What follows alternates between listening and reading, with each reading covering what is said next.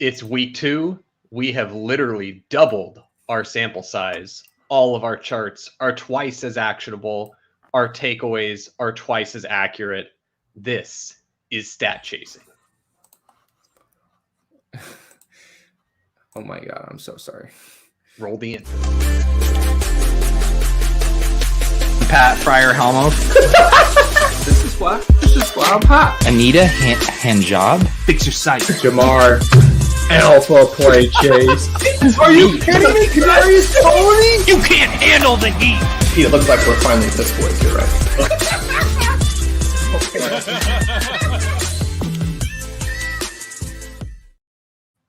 Just like NFL offenses in week 1 are. You were too quick.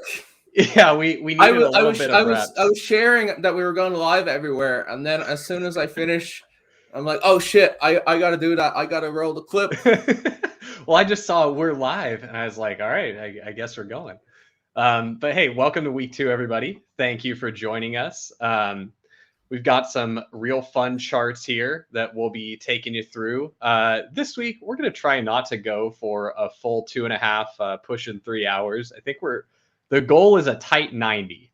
So we've done our homework. We've prepped up. Drucko and I are ready to take you through all of these charts, pointing out the most relevant pieces of data, and trying to give you some actionable takeaways for your leagues. And without further ado, let's go ahead and dive into those charts. Yeah, let's present. There we go. So yeah, just to intro everybody to this quarterback chart that we're talking about here. This is it scales adjusted yards per attempt, which it's like yards per attempt throwing, but it rewards touchdowns and it punishes interceptions. And it actually it does that roughly on the scale of I believe win probability. It tries to scale that to win probability per attempt. And then on the other axis, we have a touchdown rate. And so really you've got on the right-hand side, you've got the quarterbacks who've been thrown really, really efficiently. And then we also have on the vertical axis touchdown rate. And so you can see sort of quarterbacks who have either they've thrown for lots of touchdowns and possibly more touchdowns than their yardage sort of like warrants. And then you have quarterbacks who've thrown efficiently and perhaps thrown less touchdowns than you would expect given their yardage totals. And so those quarterbacks, I guess, possible upward regression candidates. Yeah, good summary here. I just had a thought. I really hadn't compared these two stats before or looked at how they're calculated in comparison. But for adjusted yards per attempt, that's going to be like directionally the same as EPA, right? Like something that's a positive adjusted yards per attempt play is going to be a positive EPA play. Yeah. You're right. I said win probability. It's EPA, and it does it roughly with the same weighting. Like obviously it can't do everything because it's a more straightforward adjustment than EPA, which knows where they are on the field. But it's sort of trying to translate EPA per attempt into a yardage number to kind of make it more easier to comprehend, more intuitive. Okay, good explanation there. When I first put this chart together, there were a couple guys that stood out to me. I'm going to start with guys that are popping really well on the chart where they have to come back down to earth, right? And the first one that's like clear as day is Jordan Love. I mean, he's been super efficient. He's thrown 3 touchdowns each game, but he is not throwing enough yards or enough pass attempts for this to be sustainable at all. Right. They've just been really efficient. So I don't think this, nearly 12%, I think it's like 11.5% touchdown rate is going to stick for Jordan Love. That being said, when you see these guys with this crazy efficiency, this is something I would say that Jordan Love is going to finish the season very close to Brock Purdy and like what they are for fantasy. right? I think that Brock Purdy comes up a little bit. I think Jordan Love comes down a little bit, and they kind of meet in the middle because they both are just going to be in offenses that are more efficient than they should be, just because of good scheming. But that was the first one I saw. Did you have any other guys in the good takeaway category that you wanted to touch on, Drico? Yeah, I mean, obviously, I think the most obvious one is your boy CJ Stroud, where you called. I think you called last week that he's going to win somebody a Millie Maker, and I think for a rookie to come out in the first 2 games and to be on the right hand side of the chart, even though the touchdowns aren't there, that looks super positive, super bullish. Where if he's throwing for good yardage and the touchdown rate is low on like sort of like a lowish sample size, and again, his first 2 NFL games, that seems super bullish for both CJ Stroud and the receivers in that offense. Yeah, I mean, CJ Stroud is 4th in the league in total passing yards right now, so he's kind of cooking, and they're letting him throw. He has 91 attempts, so the Houston is not hiding their rookie quarterback. Where on the other side of the coin, you have Bryce Young. You can look at him. He and Danny Dimes kind of swapped positions on where they were on the chart last week. Bryce Young does not look like someone you want to have on any basketball teams. Doesn't look like someone that you want to play in fantasy. For the foreseeable future, you don't really want to touch the Carolina offense. It's not going to produce very much. They're not letting him do very much, and they just don't look like a terribly productive offense. So that one's a stay away. But really interesting to me how drastically different those 2 rookies are looking for fantasy, especially because I think that at the during the offseason, people might have even flipped that around and said they have higher hopes for Bryce Young than CJ Stroud. I was I was a little bit more positive on Bryce Young than Stroud, and mainly because I thought Young is a bit more of a threat as a rusher, and he has added some points with his legs, but just not nearly enough with how anemic he's been, and I think. Honestly, at this point, them just saying he needs to run a lot to produce it does seem like the only kind of clear-cut way for him to be a productive fantasy starter. Guys I wanted to touch on that moved in the right direction this last week. Geno Smith, I don't think anyone was all terribly concerned after a poor week 1 showing from Geno. He kind of got back on the horse. I played a lot of Geno and GPPs this week, and it went pretty well for me. Needed to have him with Lockett, though. Other guys that are right next to Geno on the chart that were part of that whole late-round quarterback thesis for this offseason in best ball, Sam Howell and Desmond Ridder both showed pretty much everything that you wanted to see out of them if you were drafting them in best ball. Sam Howell, I think, was 299 yards passing, which is just... you really love to see that. Both Ridder and Howell showed a little with their legs as well. It's like week 2 was, hey, this is why we were drafting these guys late and thought that they were reasonable picks for best ball. So that was super encouraging. The other one that's near them on the chart that to me looks like a potential eruption spot is Lamar Jackson. I want to get ahead of this and say that week 3 is the Lamar Jackson explosion game. He does, if you look at Lamar's production profile historically, he does this kind of stuff where he'll just have some okay games. It's not like it was a bad game for him this week by any means, but I think that week 3 against what is on paper one of the worst defenses in the league in the Colts, and they've definitely played better than they look on paper. But I think that if the Ravens, really play to their full potential, you could get a huge week from Lamar here. And he also, you can see from the size of his data point here that he's still adding a lot with his legs, even though they're not calling designed rushes. And that's what I want, because what he's doing when he's scrambling is he's taking plays where otherwise there's not a ton to be had there throwing the ball. And he's creating where, a less mobile quarterback might just have to toss it away. You're really this type of scheme for Lamar can give you the best of both worlds and really maximize his overall production. So Lamar is my my early flag plant for week 3. So we're beating Swolecast to the punch. Stat chasing is the first look show, the earliest first look show in the industry for DFS takes. Lamar Jackson for Million Maker confirmed. One note, sorry, just before we go too much on, one note on Jordan Love, who we touched on earlier. I just did the math.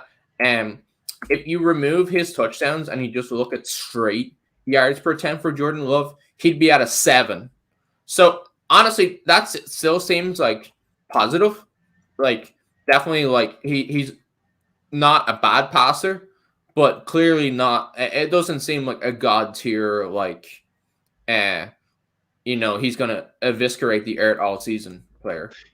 That's really good context for the data, and that seems consistent with how I feel he's going to end up on the season. Him and Purdy will be right in that same range. Bottom end QB1s on their good weeks, and serviceable QB2s. The other thing though with Jordan Love, just a wart to add to that profile, the attempts are really low. Both weeks the attempts are low. Same with Purdy, the attempts are 30 low. and 27. Which for fantasy production, for overall production, it's not great. Especially, I mean, maybe some of that is them having a lead, but it's still like it does feel very 49ers quarterback-esque. Yeah. Can you talk me out of Russell Wilson? Because Russ has looked pretty productive for fantasy. From the bit of Russ that I watched, he doesn't look fantastic. He's not a world beater, but he still does Russ things. That play action shot to Mims, where it's like, Sean Payton's always done a really good job of getting the best out of his players and playing to their strengths. That is the Russell Wilson strength. Like, let him throw up the moon ball, like deep shot, and just absolutely drop it on a guy 50 yards down the field. If you can have Russ do that in a couple spots a week, he's definitely viable for fantasy. Yeah, I think definitely viable for fantasy. Trying touchdowns. Obviously, we're excited about Mims. Him having a big day despite only 6 snaps. Russell Wilson is always a good note on a caveat of this chart is that it's per attempt, so it's not per drop back. So it's sort of like this chart rewards quarterbacks who will stand in the pocket and throw deep, but then also take sacks. So I should note that he's taken 9 sacks this year on let's say 80 dropbacks. So that's only a small that probably takes him from like 8.1 to like closer to like let's call it just over 7. So this is always a chart that like makes Russell Wilson look a tad better than he is. But when you are targeting pocket passers, you want guys who throw deep. You want big plays. You want touchdowns. So definitely, I think when you're getting cheap pocket passer pricing for Russell Wilson, I think you can win in a big way. I think though, correct me if I'm wrong. We're not. I wouldn't be high on like expensive Russell Wilson. Like no. When I say expensive, I'm talking like 7th round. Like that feels pretty gross. No, I think Russ was a great price this whole offseason. He was going late because the markets have gotten more efficient in best ball over the years. But I was actually just today, I was taking some notes for an article I want to write this next offseason on stuff that the market still is really stupid at. And one of those things is, did you hurt me last year? If you hurt me last year, sorry, you're not going to get to an efficient price because I'm still snake bit. So that was one of the things that I noted. Dovetailing off your sacks conversation from Russell Wilson, does that mean that Justin Fields and Deshaun Watson are even worse than they look on this chart? Because both those guys love to take sacks too. Yeah. And anybody who holds the ball and takes sacks will be worse than this chart sort of indicates. Okay. I mean, I don't think it's not quite fantasy relevant, but it is relevant for the receivers. That like you think, oh, I'm getting like one of the most efficient quarterbacks in the league on a per attempt, and it's like, oh, okay, well, per drop back, it's maybe a bit closer to average for the strong efficiency guys. One last one I wanted to point out before we go to the next chart here. Matt Stafford is being punished for his he ran poor on touchdowns. Kyren Williams is just vacuuming up touchdowns these first couple weeks. If Matt Stafford throws a couple touchdowns, he is going to look insane. Especially, I mean, this chart, I think we might need to add another QB chart for volume related stuff. But one thing this chart does not pick up is the absolutely absurd amount of volume. Matt Stafford has 93 pass attempts through 2 games. CJ Stroud is right behind him with 91, but Stafford and Stroud are just slinging it. So that's, if you're going to play a pocket passer, a statue quarterback, they need to be chucking it, and over 45 attempts a game is what you want from a guy like Stafford.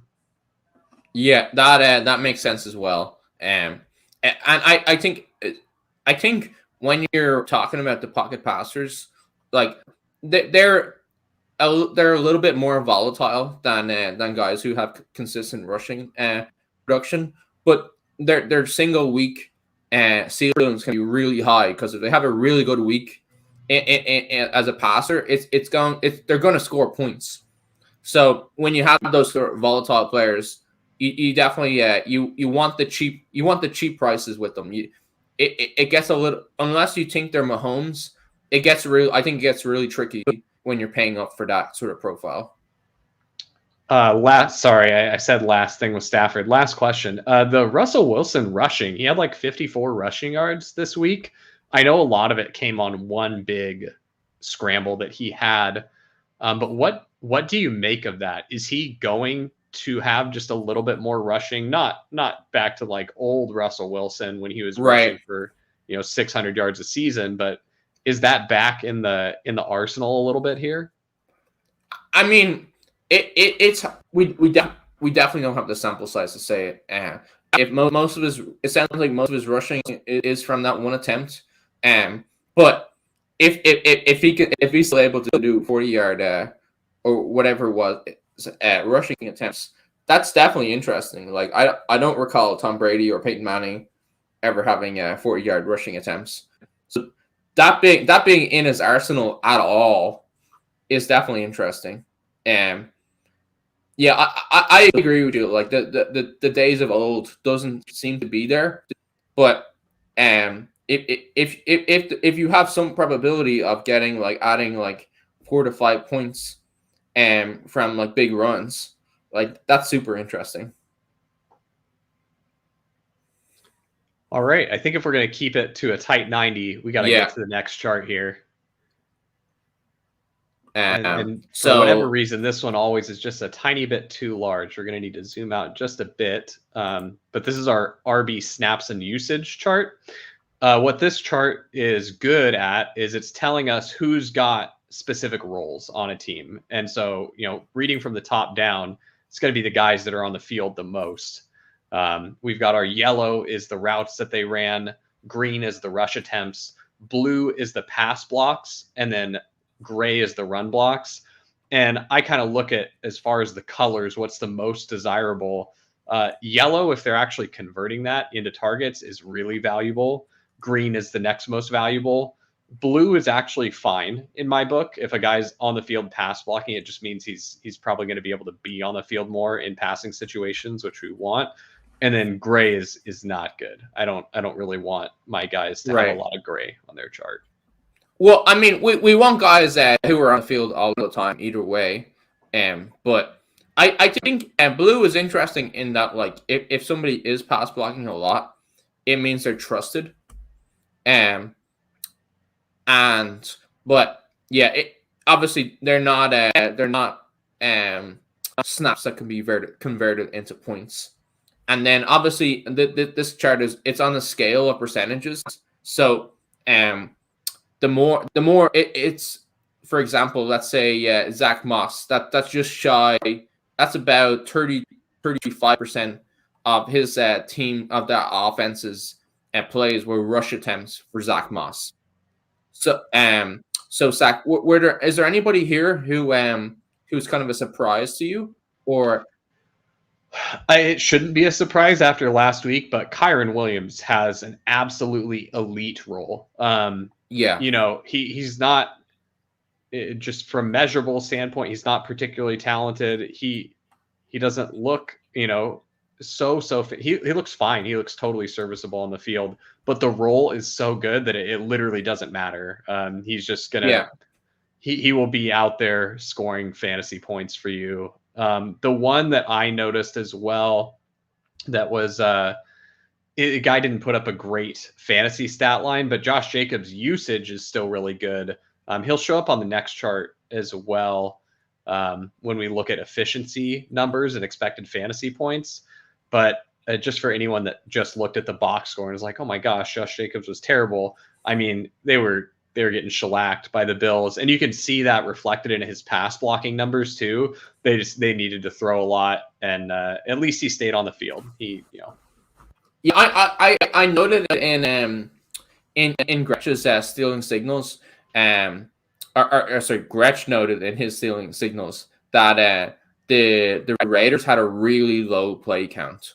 Like, they didn't have very many plays at all. So he can have a big percentage that probably doesn't translate to the box score. But I don't think you really expect the Raiders to have like an abysmally low play count. So it goes to your point that his role is still really valuable. The points just haven't been there yet. One that stuck out to me on the negative side is Dameon Pierce. I know it's only 2 weeks in, and I know the Texans offensive line has had, a lot of injuries. They're not anywhere close to full strength. But Dameon Pierce, I feel pretty confident in saying already that, the 5th round or 6th round, he was mostly in the 5th round, I want to say, in best ball drafts, but that 5th, 6th round price tag for him, not looking good. All the hallmarks of a dead zone back. Yeah, 100%. That's the dead zone back archetype right there. Him and Najee Harris. Super confident that they're getting all the snaps, and then I suppose they don't get all the snaps, and then they don't really play well with them either. Speaking of players that the market might get overconfident in them getting all the snaps, all the usage. Do you think there's any risk at Kyren Williams that going forward? Do you think he's like solid in that role now, or is this something where it's the Rams, they could get weird, and let's say the resurrection comes back, and people draft him in the 5th round or something like that on this role, and then is there any risk that gets rug pulled? I think there's a small amount of risk stemming from just his lack of talent. Not to say anything bad about Kyren Williams, but I think that you can plug in, you could plug in Zach Moss into that role in the Rams backfield. And Zach Moss is also not a particularly talented player for NFL standards, but, he's still going to produce. So I think the risk that you're looking at is just a talent risk. Like, maybe you get someone else on that depth chart that ascends. Maybe you get a Zach Evans, that somehow works his way onto the field. That would be my only concern, but I do think the Rams really like Kyren Williams. So I would say you can operate with relative confidence that Kyren's going to maintain that role as long as he's able to stay healthy. The other concern is he is a smaller back. He's 190 something. So the amount of work he's getting is pretty significant for someone his size. So those would be kind of the two prongs of my concern for Kyren Williams. But overall, I think you got to operate with decent confidence that he's just going to be the guy going forward. And I'm just looking at it here. He had even like last week he ran 80% of the routes, or week 2 Kyren Williams ran 80% of the routes. In week 1, when Cam Akers was active, it was still 72%. And then week 1, 15 rush attempts. Week 2, 14 rush attempts. So just to, I guess reiterate, that does feel like something where that's his role. I don't think I don't think there is much risk to that. If they really like him as the passing down back, like, and they had him running routes even when Cam Akers was active, that does feel like something pretty sustainable. Yeah, I agree. I mean, you can operate with pretty strong confidence he's the guy going forward. Just those little bits of risk that I mentioned. Another back on here that I wanted to point out, Derrick Henry had a better scoring week for fantasy this week. His usage still, a little lower. We're definitely seeing Tyjae Spears. Tyjae Spears is getting snaps. He's on the field, so he's really interesting to me as maybe someone later on in the season that comes on, or in the event that the Titans just start losing a lot of games, like having him be more involved in the passing game definitely looks promising, because Henry is not running very many routes. That was another one I noticed. The other one was AJ Dillon, even though he got obviously a lot more work with Aaron Jones out this week. And this data is aggregating week 1 and week 2. So that's why you're not seeing, AJ Dillon shoot up the chart here. But AJ Dillon didn't do a ton with it. So I'm not, once you get Aaron Jones healthy, I don't really think you're going to see AJ Dillon be able to steal so much work from Aaron Jones. He just doesn't look great. And one thing I think that's interesting about Derrick Henry, whereas it used to be in prior years, he was just getting like a really high snap share. And and even though he didn't get a lot of passing work, he was able to be so efficient as a rusher and get so much of it that still sort of got there. And then it was last year and the year before where you had games where he had that, and then he also had targets, and that's how you got the sort of like Derrick Henry legendary upside sort of stuff. But I think especially as the snaps come down and he gets older, like for him to maintain and keep the efficiency, he needs to like continue to be productive. Like obviously exceptional player. That does seem like even bigger risk than we imagine. Like you're still getting the points now, but definitely risky. I've got a fun question for you. Who are you taking earlier in? You go on DraftKings. They've got their week 3 best ball tournaments right now, where you can draft for the rest of the season. Travis Etienne or Derrick Henry? Oh, Travis Etienne. Like I made him. I made us put Etienne as the sneaky RB1 last year. But go ahead, hit me with some more. I got another one for you. Jahmyr Gibbs or Derrick Henry? Oh my God. I mean, I think I'm a fraud if I don't say Gibbs, but it doesn't. It for week 3 and on. Yeah, I think it is Gibbs, just because I know his route share really got up there this week, and even though like you get some of the gripes of like Dan Campbell, his route caused the pick 6, and then and they've been hesitant to play him. I just think when you take into account how back-weighted fantasy football is to the last couple of weeks of the season, like I think at least there's a good probability that Gibbs is decently outscoring Henry at that point. I'm curious. So would you have gone the other way? No, I agree with you on both those. I've got the hardest one so far for you here, Okay. though. Okay. And then I've got one more after it. Kenneth Walker or Derrick Henry? I think I'm kind of Walker there too. And it's because very similar archetypes where they're not really pass catchers, and you need the rushing efficiency to get there. I think this definitely says more about Henry than moving Henry down than pushing Walker into like the third round or something like that. Because I guess you still do have his roots came down a decent amount last week, so there's still some risks there in Walker's sort of usage, even though the talent is very strong. But definitely, if I'm being asked to make efficiency bets on a back, I do feel much better about Walker. Okay, last one here. Brian Robinson or Derrick Henry? Oh my God.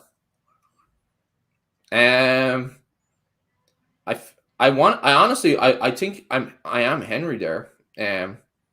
Just because it's still like obviously older Derrick Henry losing snaps, but still Derrick Henry. I think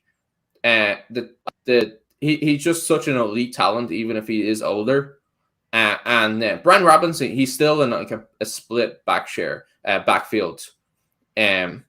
So yeah, not willing to go there yet. Yeah, I come down on the same side as you do for all of those. You know what I think Brian Robinson is, though?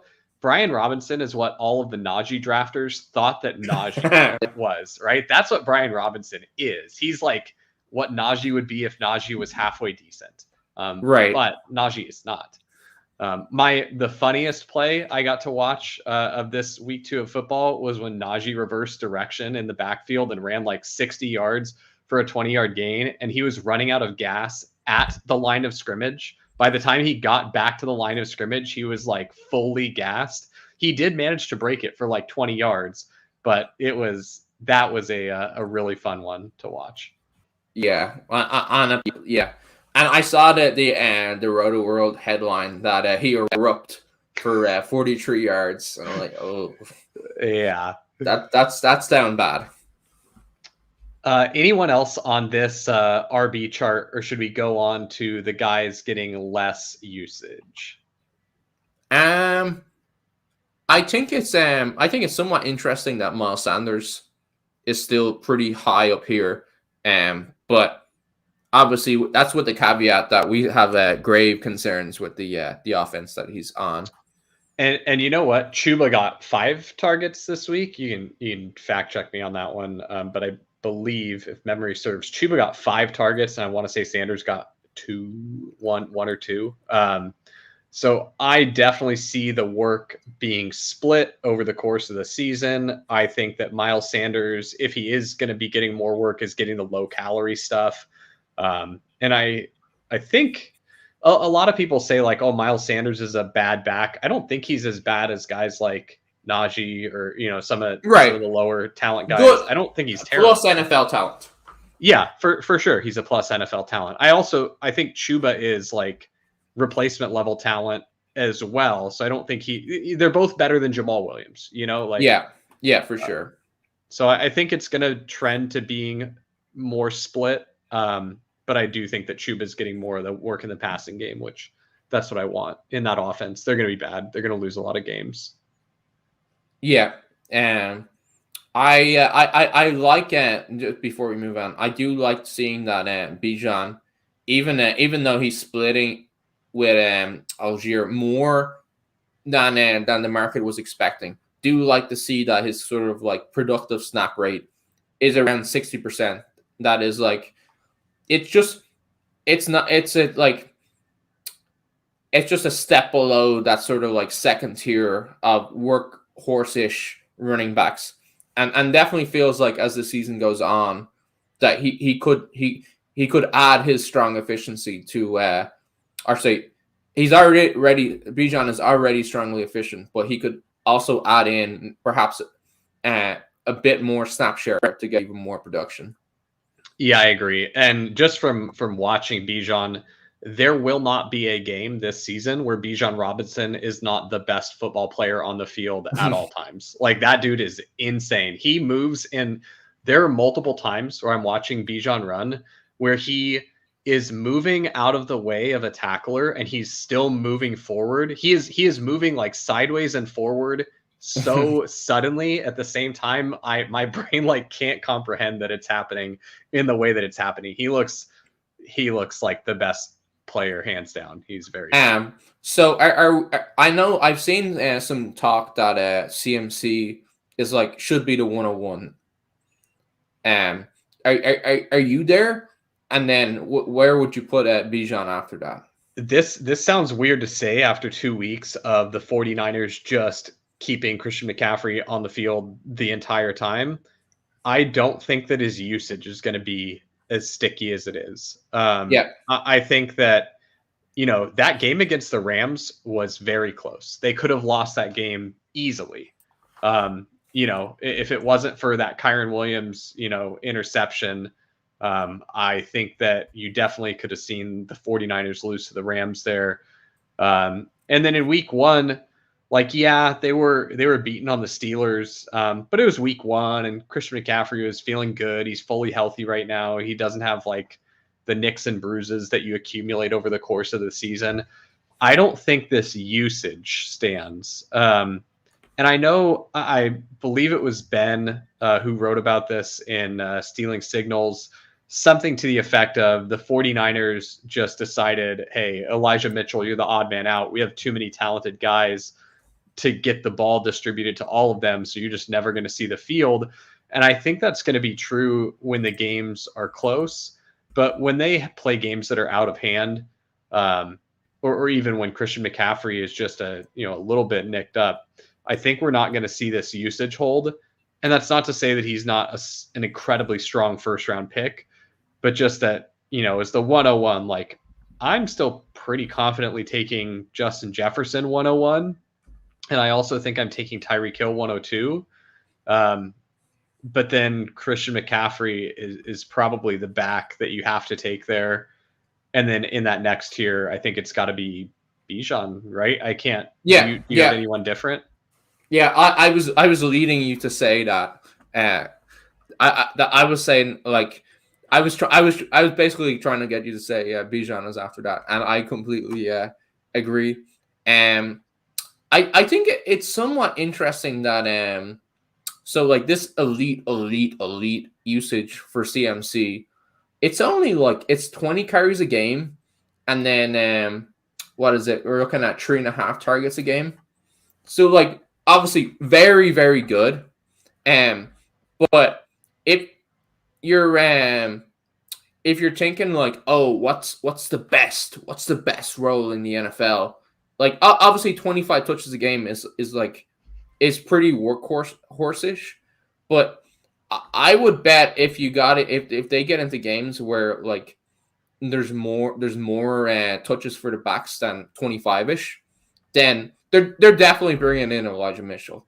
Like I think part of this percentage thing is that they just haven't gotten into they haven't got to a stage where like, okay, we've given them too much touches. We need to give this guy a breather. Yeah, I agree. But if you don't have anyone else, we can move on to the backup chart. Yeah, let's go to the backup chart. We're gonna try and stay on schedule tonight, folks. So I think we're on good schedule. Excellent. Here on this second chart, there's a couple guys here where like Justice Hill, Gus Edwards, they will eventually work their way towards that starter chart. It's just still the lag from week 1 where Dobbins got everything in the first half, basically, other than Justice coming in and getting a couple touches. And then in the second half, it was Gus and Justice. But those guys will work their way up. Other guys that I fully anticipate to work their way onto that first chart, you're going to see Gibbs work his way onto the first chart with the Montgomery injury. You're going to see Warren slowly work his way onto the first chart just because we watched Najee play football for 2 weeks. Like the Bears backfield, is interesting to me. I think that there's a chance that Herbert and Roschon consolidate everything between the two of them. I mean, you had D'Onta Foreman inactive this last week. I don't know if that's going to be consistent going forward, but there's a chance they consolidate it. But that offense doesn't look great. So I don't know how desirable, either of them are for fantasy. I mean, if I had to pick one, it's Roschon, just since he's a rookie running back. His ticker should be trending up over the course of the season.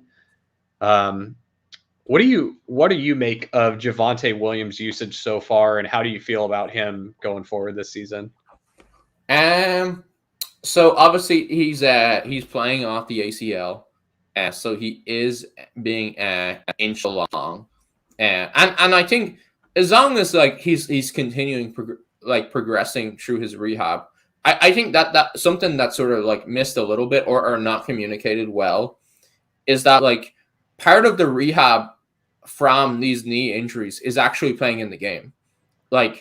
The way that people come back from injuries is by getting stronger, by getting more stamina, by putting stresses on that injury. And so he's sort of still in his rehab, and then once he gets a couple of games under his belt, assuming no setbacks or anything like that, would definitely expect better him to get into the starter chart. And I think if you have the outlook that the Broncos are going to be a somewhat decent offense, then he should be a productive back. I think though, if you were drafting Javonte in the 6th round, it does unless we see this get a good bit better soon. I think this is sort of shaping up to be a little disappointing there. But if you were drafting him much early in the offseason and then later in the draft, I think that this is really strong for Javonte. But it's also hard. It's hard to call just because his apart from his broken tackle metrics, he's never been particularly efficient. So it's a tricky. I think it is a tricky one where you need more snap share than you're looking for from Brees, and then you do need his recovery to be good enough where he can play well. That's sort of a wishy-washy answer, but I think I'm probably not drafting him in the 6th, but happy to draft him in the 8th round. That is how I put it. Yeah, I think that's a good assessment, and that's not wishy-washy. That's the way. I know that what a lot of I don't think this audience is that way, but I know that what a lot of people look for in fantasy analysis, they want those strong takes or the strong stands. When really what good analysis is what you just did. You kind of laid out, hey, here's the whole situation. Here's the pros and cons. Here's how it could break your way. Here's what you're looking for it to go well. Here's a reasonable, price range for him. Right. So yeah, no, I agree with that assessment on Javonte. It's all pretty positive so far. The way most of my Javonte came in round 8, round 9, Yeah. And I'm feeling great about it. Yeah. For sure. The other guy that was going in that range of drafts and is right below him on the charts, though, Dalvin Cook. Woof. I mean, I know it was the Cowboys defense, and so for me, honestly, what I'm doing for the Jets this week is just that's a throw away the tape game. I'm not to be the world's biggest Cowboys homer. I'm pretty sure a lot of teams are going to have their worst offensive performance against that defense this year. So I think you can throw away the tape there. I mean, it also doesn't help that Zach Wilson was the quarterback. That one. I was about to say, hold on there, Homer. You played fucking Zach Wilson. And what's the other guy? Yeah, Daniel Dimes. Zach Wilson and Daniel Jones and two offensive lines that have not shown that they've been particularly strong. But I do think even though the competition that defenses face has not been the highest echelon that the NFL has to offer. I think that we're getting way more signal than noise from that defense is what I'll say about it. But no one wants to hear a Cowboys homer go on about how this defense is the doomsday defense again. But what the people do want to hear is about Justice Hill. Because Justice Hill, while he didn't put up an incredible box score for you this week, there were some really encouraging things about the way that the workload was split, and most specifically, the way the high value touches were split. So this is a situation I followed extremely closely as the resident Justice Hill truther. And Justice took basically a 55-45 split. Gus did get work, but Gus basically got a lot of the lower calorie carry type work. Justice out-touched him in high-value touches 5-1, and the only high-value touch Gus did get was a goal line carry where, unfortunately for Justice Hill, he did get stuffed the play right before, and then Gus came in and cleaned it up and vultured the TD. I do think that definitely that caps the ceiling for Justice, right? He's 190 pound something, satellite back plus. He's not going to be the power back on the goal line, but we did see in week 1 he is able to score from those green zone touches. I just don't think the run up the middles are going to be the highest probability for Justice Hill touchdown plays. But overall, it was super positive for him. I do think really what you're looking at though is you're just looking for in games where the Ravens go crazy. Justice Hill has multi-touchdown upside in his range of outcomes, and in games where the Ravens are behind a lot and having to throw more, he is squarely the passing back. So that's what you wanted to see. That was the whole thesis of the play. So Justice Hill slappies were alive. I think though the fact that he did get two green zone touches is still like he's not dead for a goal line work. He's just sort of splitting it. Yep. But yeah, agreed. It's definitely the usage and the situation is better than last week's box score would indicate. So moving on, and so we're still on the RB charts, and this is expected points. So we have rushing expected points from rushing on the horizontal axis, and then expected points from receiving and targets on the vertical axis.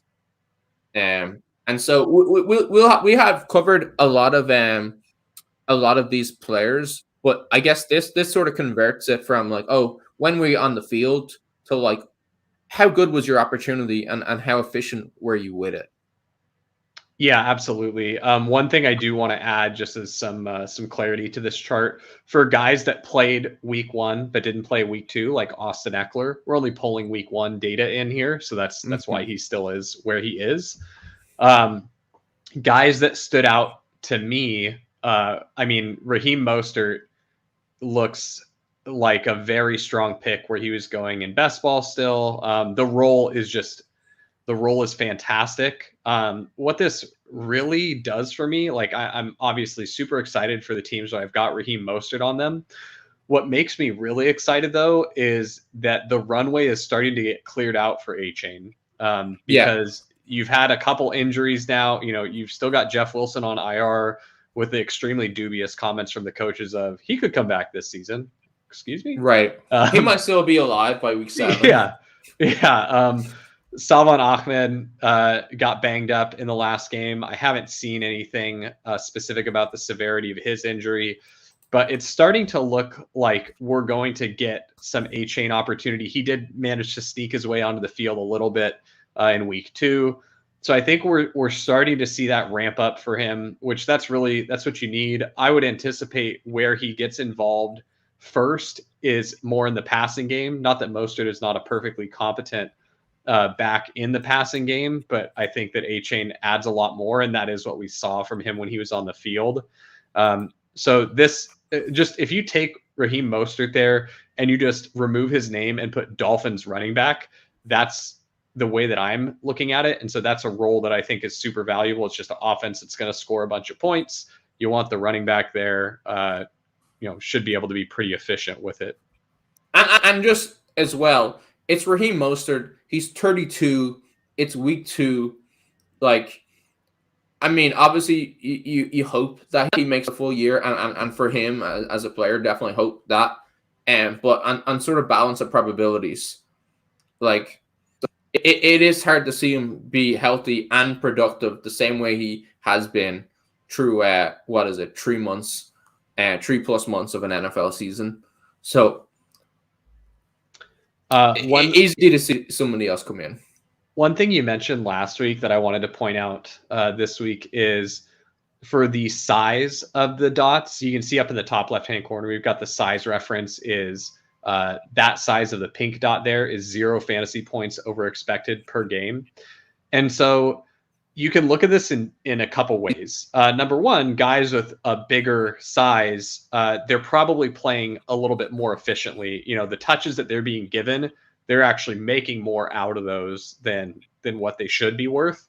The other thing, though, is if you get someone who runs super hot on touchdowns, they also will show up as a larger size. Is that the correct interpretation of that? So just be wary. Not all size is created equal. But like, keep telling yourself that. one that I see that stands out that is not exciting for me is Dameon Pierce. We touched on it earlier. Not only is his role much smaller than anticipated, but his efficiency looks pretty poor. I mean, he is in that 10 to 15 expected fantasy points band there. But that's a guy where, like, here's a question. Neither of these are super exciting backs, but Isaiah Pacheco or Dameon Pierce, who would you rather have on your team? Pacheco. Okay. So I just on the efficiency. So he's been bad on a yardage efficiency. So last week he was -4.5 expected points, or over expected points on the yardage component, and then -5.1 on the TD. So that's like a -9.6. Obviously, this is volatile. You don't expect that low every week, but really quite poor. Sorry, go ahead. No. The other one that this one, I guess I'm just gonna have to take the L on this one, but Latavius Murray having a legitimate role beyond being just a camp body for the Bills is baffling to me. I don't think that Damien Harris looks bad when he gets on the field, but I think that this is probably a really savvy thing for real life football. Like, hey, let's take our 2 guys that are going to be our more bruiser type backs, except Latavius Murray is involved in the passing game, like pretty good as well. But they're just splitting the load between those guys. So like, it's probably savvy for real football. For fantasy football, it's pretty frustrating. I think you're much lower on Damien Harris going forward. Again, Latavius Murray is 34, so in the same way that Raheem Mostert, we don't really anticipate him having his strongest production in the back half of the season. I'd feel the same about Murray. Yeah, but when I'm thinking of Murray, I'm more so thinking of him with respect to what does this mean for James Cook? What does this mean for Damien Harris? So how would you He's a approach blocker, James right? Cook and Damien Harris going forward? So James Cook, obviously his yardage has been good, his snap count has been good, but frustrating that there's now 2 guys ahead of him on the seam, or he's having to. Not only is Josh Allen going to account for a high percentage of the goal line touchdowns, but having 2 other backs that are going to mix in and potentially play ahead of him on the goal line, it's definitely frustrating. I think though there's probably at least some probability that James Cook has maybe a better goal line role than we've seen through 2 weeks. Like you mentioned, Latavius Murray is 34. And I think James Cook, he has been a good rusher. So I think that he could still like be a good goal line back. But definitely, I think at least for the season, for the regular season part of contests, that him for now looking like that he's sort of washed out of the goal line stuff. It does take out your outcomes where okay, you took him in the 5th or whatever, and now he's going to be so good that he actually should have been in the 2nd round pick. So you got a complete steal. I think that you're not drawing super live to get like this really high advance rate, but I don't think like for the whole year that his goal line, that he's just dead to have a goal line role. He's just a little bit blocked to have enough of one that you need if you took him in the 5th. But definitely, I mean, I think that he's definitely someone where you're interested in, let's say around the 7th round. I think still quite interesting because he is getting a lot of non-goal line usage. He has been efficient. So that's, I think that's about where I'm at on him. Okay. I had one more back I wanted to talk about on this chart before we move on. And that's, is there a more like ho-hum, he's going to score his fantasy points back than Rhamondre Stevenson feels right now? Like, doesn't that just feel like, yeah, sure, I'll take Rhamondre, and I if you were drafting a week 3, best ball team right now, doesn't he probably just goes like 4th round? Like, I guess I click Rhamondre Stevenson here kind of pick. I mean, I think Zeke is playing a little bit more than you're expecting, or a little bit more than I was expecting. Like, I knew that he was going to play. I didn't quite realize that he was going to play that much. But I think the sort of like overall thesis for Rhamondre, where I was drafting him in the 4th during the offseason. I think that's like still sort of very much in play. And I would, and maybe this is hope, but I would hope that the more Zeke plays bad, the less he gets played. So like Rhamondre's role does get bigger, and then maybe with some of the more encouraging signs from Mac Jones, where okay, the offense doesn't have enough good players to like make Mac Jones look overall good, but maybe he can keep it going just enough so that there is something for Rhamondre to work with. But yeah, the fact I'm just thinking through it now. The fact that like it doesn't feel super live for the New England Patriot offense to be overall like really good, that hurts Rhamondre a bit. But still, I think still quite interested in the 4th round. Where where are you on James Cook? Are you different than me? I think the people that got him in like the 8th, 9th round got a really good price. I think the people that chased him up to the 5th are probably not. You're not like this. Obviously, this week he had great production. You probably, if you drafted him in the 5th, you're probably telling yourself like it's fine. Like look how good he was. But I think what you're going to end up with over the course of the season is a guy where the 5th is probably like a break-even price. Your best case scenario is that that's an efficient pricing of him, which that's not really the way that I want to. I mean, if I have to pick between picking a player that's efficiently priced or picking a player that busted, like, I'll take the efficiently priced guy all day. But that's not what I'm not setting out to find all the guys that are efficiently priced in drafts, if that makes sense. Yeah. You're trying to win tournaments and not unless he does actually work into a decent share of the goal line role, it's probably not going to be a tournament winning pick. Yeah, I mean, he definitely, for the 8th, 9th round price, think that's still enough room. Yeah, where that could sure. be a tournament winning pick, right? Yeah, totally agreed. Is there anybody else? I do think we have to move on.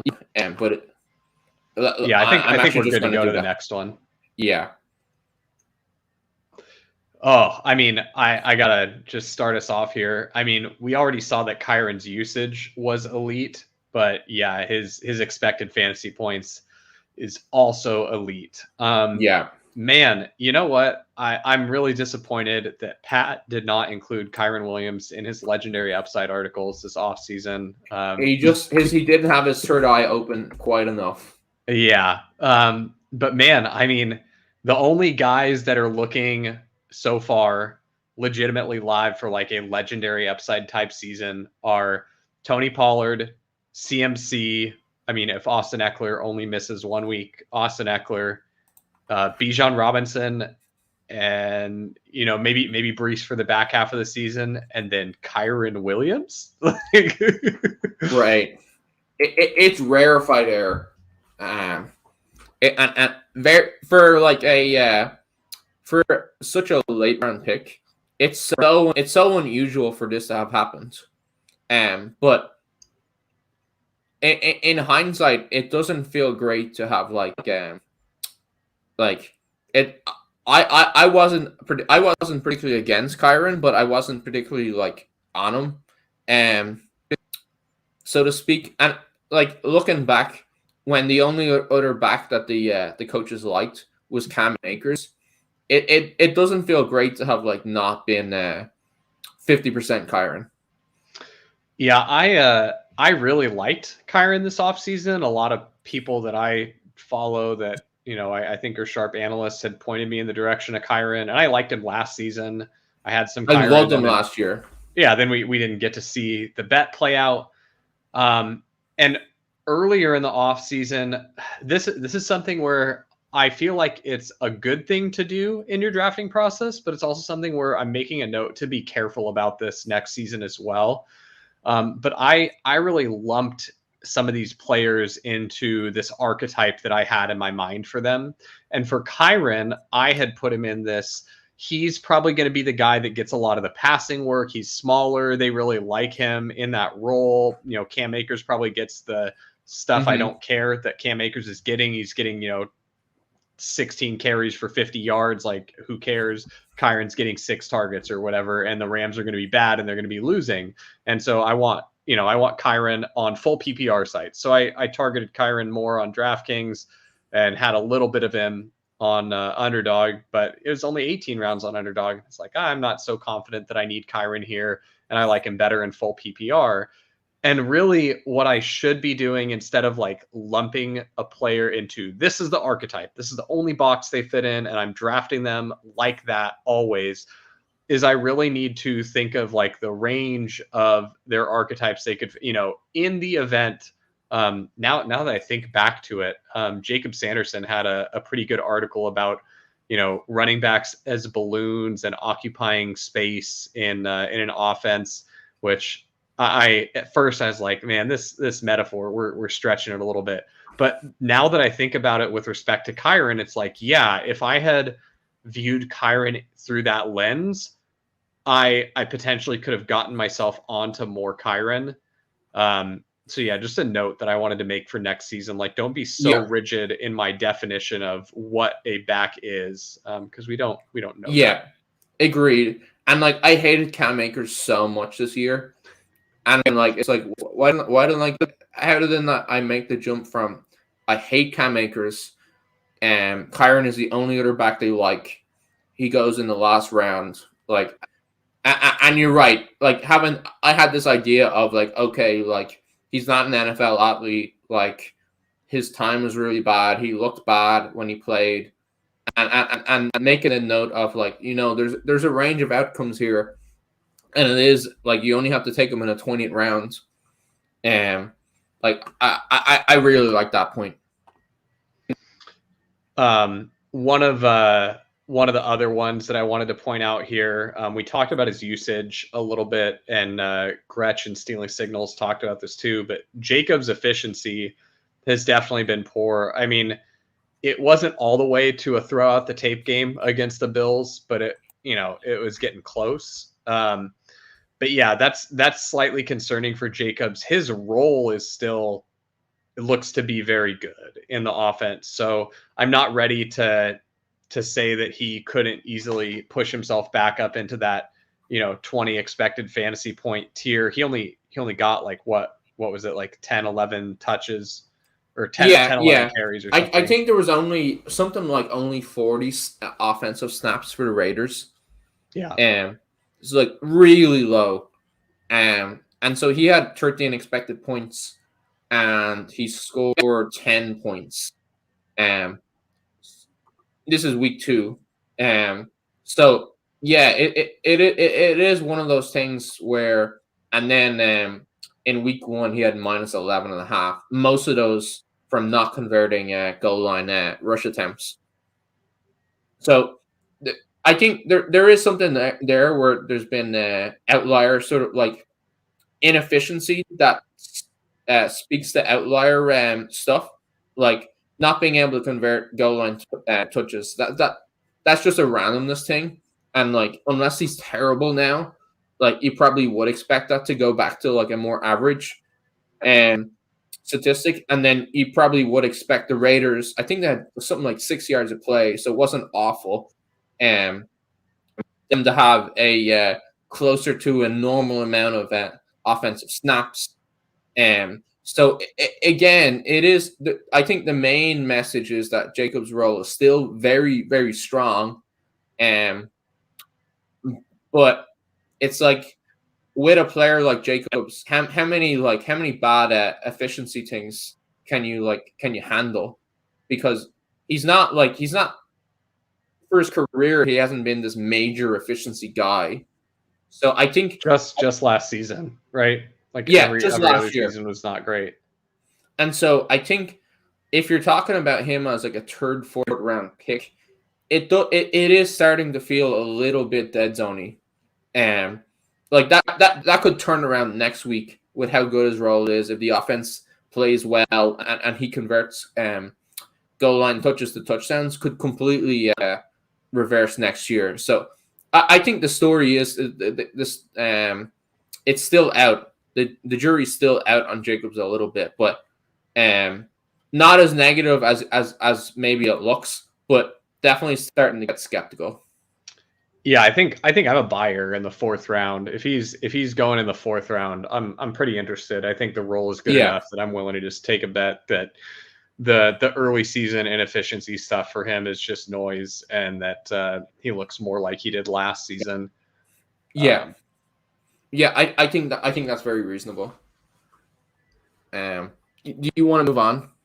Yeah, let's keep going because we're starting to get a little long-winded here, and if we're trying to keep this as a tight 90, we gotta get moving.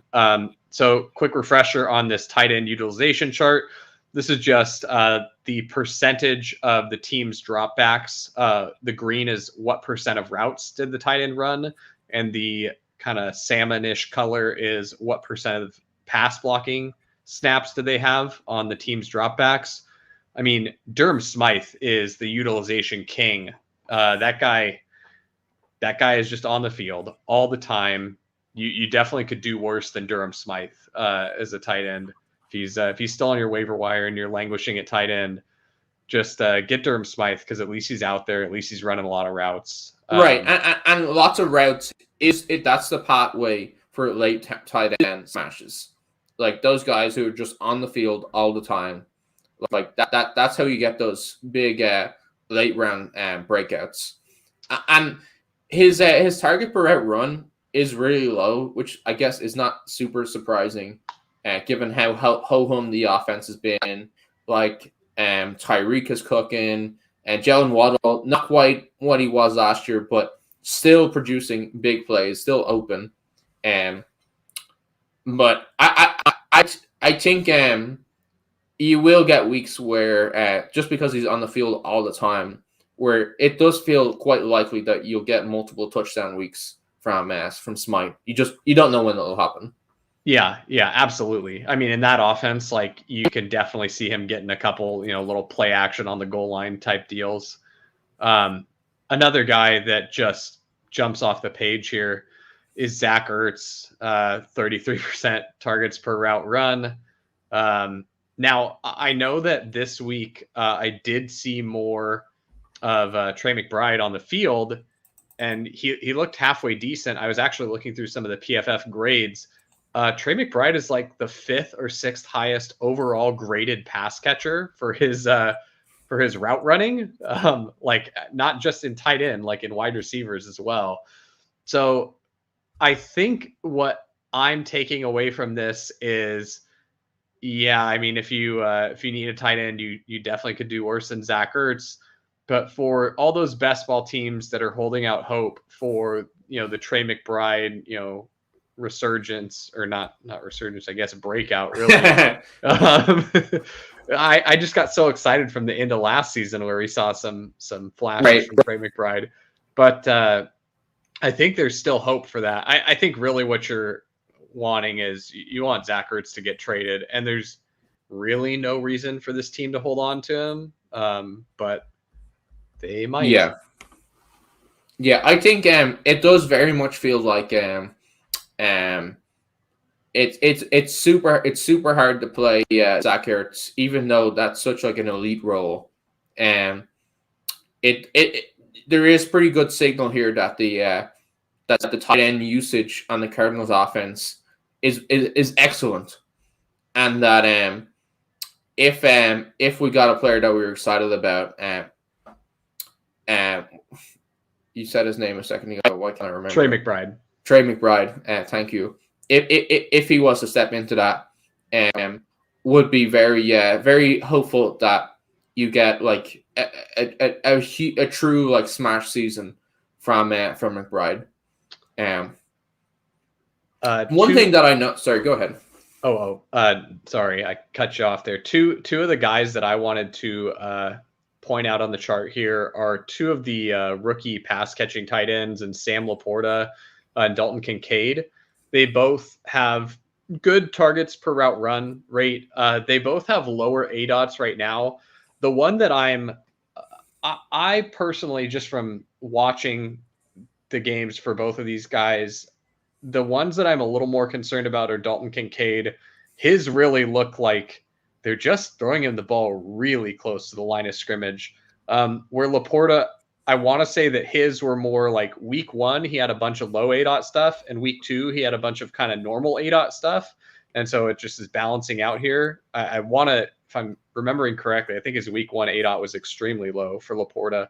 But Laporta looked really good. And I was ready to, just when I made the chart and I saw Dalton Kincaid's numbers, I was like, oh, Dalton Kincaid, his snaps are going down. Like, that's not good. But I do think that he's still going to get used. I think that the team wants to use him. I just think that it might take a little longer for him to get to that spot for fantasy where we're super excited about him. But yeah, Dawson Knox is definitely going to be frustrating for Dalton Kincaid drafters. I know he got a touchdown this week. He's still out there running routes. And I think Kincaid was down to 60-something% snaps this week. So definitely lower than week 1. But any thoughts on Laporta or Kincaid? Yeah, one thing that I think that is interesting for Laporta is that so his targets, his yard per route run is in week 1 it was 1.5, in week 2 it was 2.1. So even though the ADOT is not great, he is converting those into better yardage, true yards after the catch, and I guess after catch efficiency, and definitely encouraged by Laporta as sort of a rookie tight end. He's getting this very much true starter level snaps. He's among the best for tight ends in his targets per route run. He's getting even though I think the ADOT is in both weeks actually not great, but he's able to make up for it a little bit with yards after the catch. And I mean, for him to be at that level in week 1 and 2 as a rookie tight end, it is just really, really strong.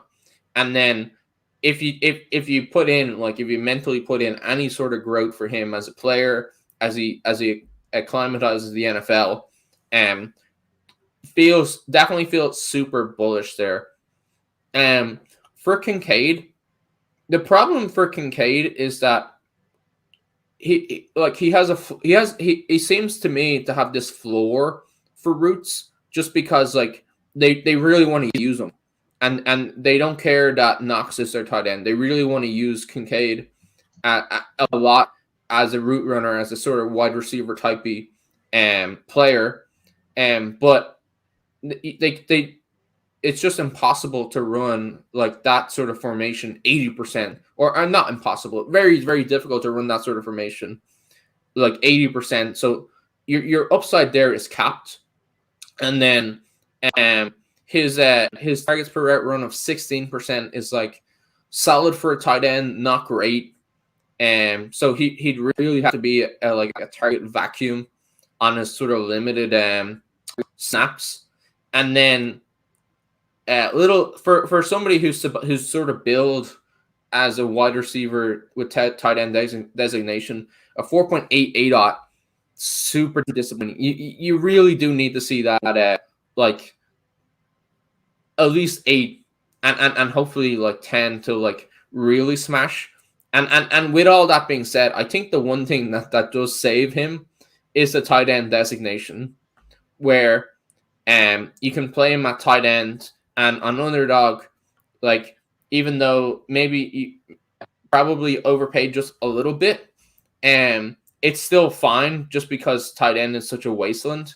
And then on FFPC, like those targets, I think it was like 6 targets or something like that you got last week, is like, it's still like if you catch those, that's still like a respectable score with the premium. But it does feel not great from like a true smash upside, which I think it's a lot easier to envision the path for Sam Laporta to get that sort of upside. Yeah, well put. Definitely agree there. And that was, I mean, during all of draft season, and in the drafts that I did with you, I said I'm taking no Dalton Kincaid on underdog. I'm only taking him on FFPC and tight end premium. Yeah, because I think that if he gets there, it's going to be through that volume. And I just want, and we're seeing it play out for TJ Hawkinson in that way. Super low ADOT, doesn't matter. You're going to get a gang of targets, and those things are 1.5 when he converts them on tight end premium. So another guy in that rookie vein, Luke Musgrave, good ADOT, good targets per route run. The only reason why I'm not more excited for Luke Musgrave is just the low volume for that offense, right? The low number of pass attempts, which, I mean, is Luke Musgrave just like free Kyle Pitts then? Like we paid like a 6th round price for Kyle Pitts. Luke Musgrave was undrafted for much of the summer. Is Luke Musgrave just discount Kyle Pitts? Yeah, I think that's sort of like, that's very sad, but very, very reasonable. I mean, the thing with Kyle Pitts is that like he does have access to these types of seasons that Luke Musgrave probably doesn't. But right now, after 2 games, feel very confident that Kyle Pitts is not getting those. Rightly or wrongly, it feels very certain that Kyle Pitts is not getting the seasons that you were hoping for. Yeah, I think on a season-wide level, you're probably not getting what you would have wanted out of Pitts. I do think that, we saw this thesis play out with George Kittle last season in the playoffs, but Kyle Pitts has that type of single-game ceiling where he could just be, if you don't have Kyle Pitts in, say it's week 15, you are not advancing. It's all the Kyle Pitts teams advance. And if you didn't have him, just, unlucky. Because what we did see in week 2 was the Falcons are not fully allergic to the pass. They can throw the ball. Sometimes better than others. There are a couple not great looking passes from Ritter. And also, they did really try to get Kyle Pitts, on the board there. They tried to force him the ball in the end zone there. It didn't work out. He didn't get his touchdown, but I'm leaving a light on for Kyle Pitts. The single game upside is still there, but on a season level, I'm not super excited. So where would you be drafting Kyle Pitts? On a week 3 tournament right now, where do you take him? Week 3 and beyond, or week 3 only? Week 3 and beyond. Beyond. I mean, this feels a little bit too anchored, but I feel like this is one where you do want to be anchored. I'm thinking like 8 rounds. Okay. Where like, you just never know, and it's like, how much do I want to bet against a Kyle Pitts season 2? And it's like, maybe the likelihood of the Kyle Pitts season is small, but if it happens and I don't have it, it's like you said, if like it would be no Pitts, no money. Yeah.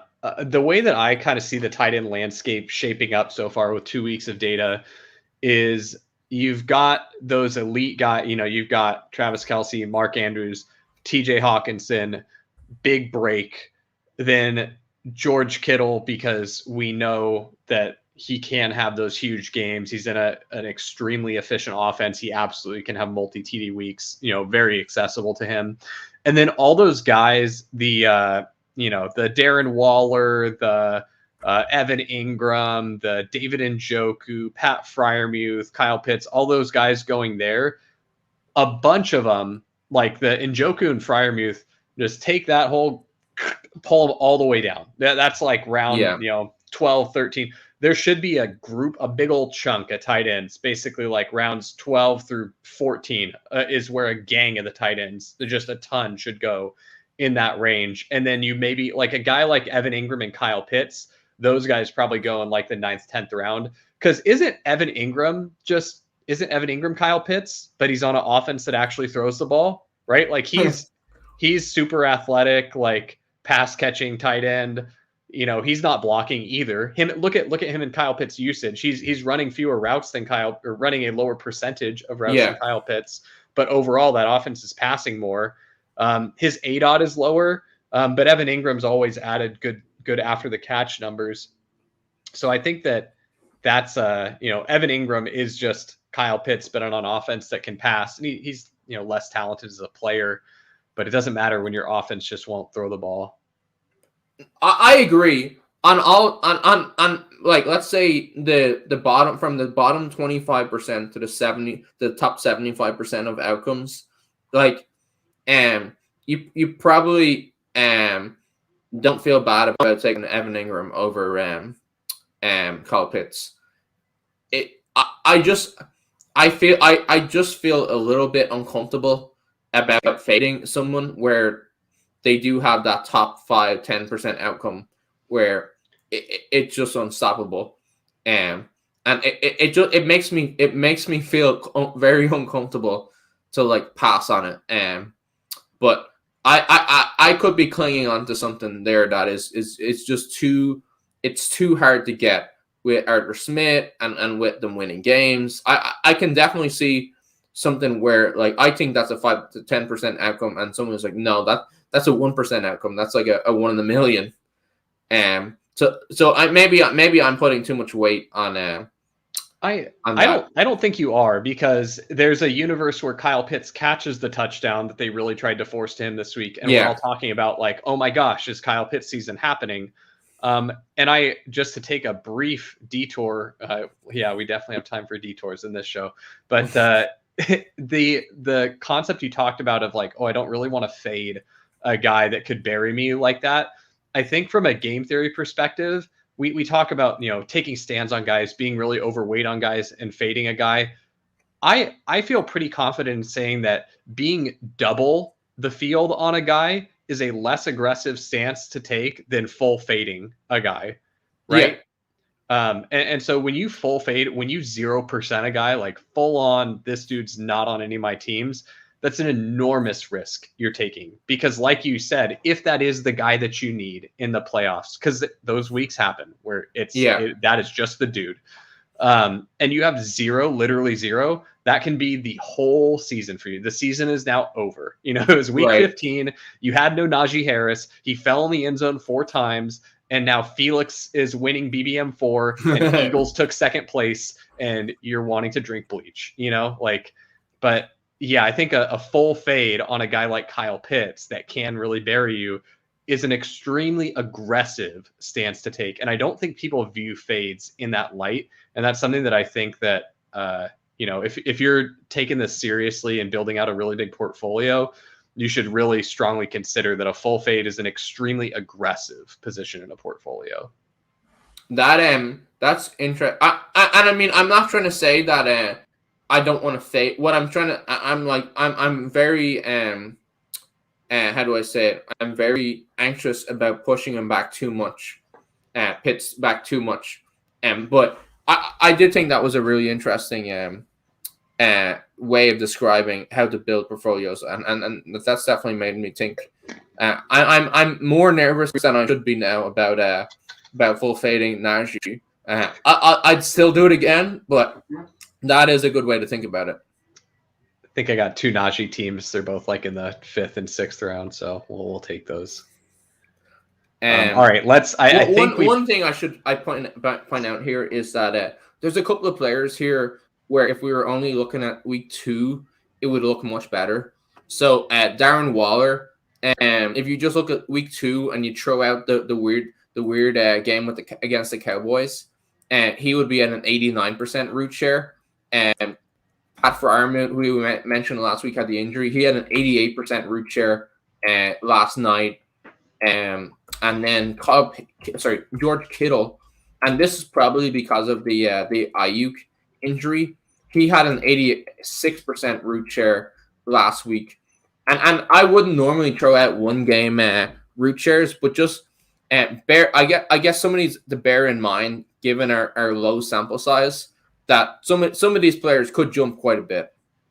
Yeah, that's a really good point. And it's just, we need to consider the context of the data. You know, just aggregating 2 weeks and saying this is what it is not going to be as helpful in cases where the situation was drastically different. It might be closer to the mean outcome.